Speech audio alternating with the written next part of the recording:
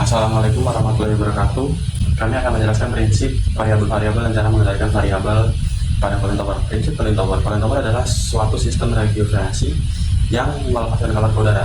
Cooling tower bekerja dengan cara air dikontakkan dengan udara dan menguapkan sebagian air tersebut. Prinsip kerja cooling tower berdasarkan pada pelepasan kalor dan perpindahan kalor. Dalam cooling tower, perpindahan kalor berlangsung dari air ke udara. Cooling tower menggunakan sistem penguapan di mana air diuapkan ke aliran udara yang bergerak dan kemudian dibuang ke atmosfer sehingga air yang tersisa didinginkan secara signifikan. Baik, selanjutnya cooling tower sebagai alat suatu proses industri memiliki prinsip kerja di mana hot water atau air panas yang telah digunakan untuk pendinginan alat suatu proses industri, yaitu air dalam keadaan panas atau temperatur tinggi dimasukkan ke dalam cooling tower untuk didinginkan. Agar temperatur yang keluar dari cooling tower ini memiliki atau menghasilkan temperatur seperti apa yang diinginkan sehingga dapat dipergunakan kembali. Jadi, hot water dipompa menuju menara cooling tower melalui sistem perpipaan yang di ujungnya memiliki banyak sekali nozzle untuk tahap semburan atau spraying.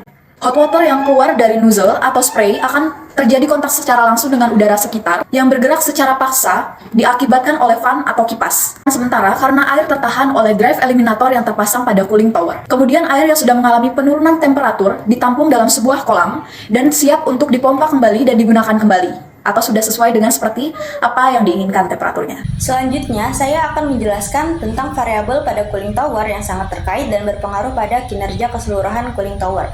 Adapun beberapa variabel penting yang mempengaruhi proses pendinginan pada cooling tower, yaitu yang pertama, aliran air masuk. Jumlah air yang masuk ke cooling tower mempengaruhi seberapa efektifnya proses pendinginan. Semakin tinggi aliran air, maka semakin besar potensi pendinginan. Yang kedua, suhu air masuk. Suhu air yang masuk ke cooling tower memainkan peran penting dalam menentukan seberapa banyak panas yang dapat dihilangkan selama proses pendinginan. Ketiga, suhu udara. Suhu udara sekitar akan mempengaruhi kemampuan cooling tower untuk mentransfer panas. Udara yang lebih dingin akan membantu pendinginan lebih efisien.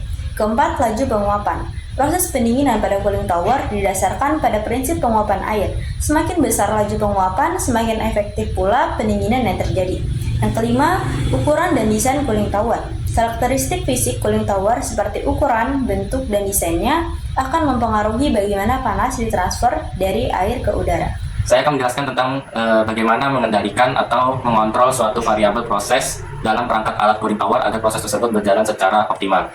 Jadi variabel penting yang perlu kita perhatikan di sini yakni temperatur dan flow rate. Kita bisa meningkatkan kecepatan kipas pada cooling tower sesuai dengan temperatur air yang masuk pada cooling tower.